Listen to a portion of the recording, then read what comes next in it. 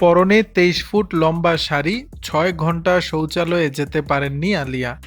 মেট গালার মঞ্চ থেকে Paris fashion week, সব জায়গায় এখন নজর কাড়ছেন বলিউড অভিনেত্রী আলিয়া ভাট।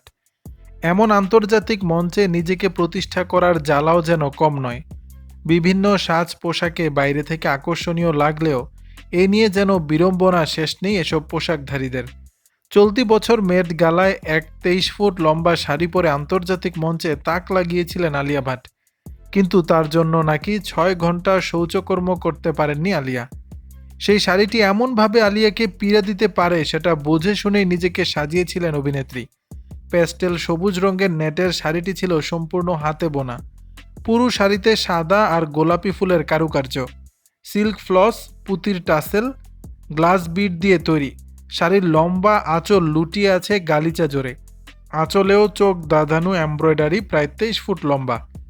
আলিয়ার এই শাড়িটি তৈরি করতে সময় লেগেছিল প্রায় ১৯৫৬ ঘন্টা।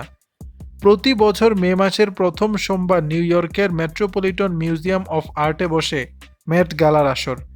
উপস্থিত থাকেন হলিউড এবং বলিউডের প্রথম সারির অভিনেতারা। তাদের রূপের আলোয় ঝলমলে হয়ে ওঠে এই সমারোহ। দর্শক, বিষয়টি নিয়ে আপনাদের মতামত জানাবেন নিচের কমেন্ট বক্সে।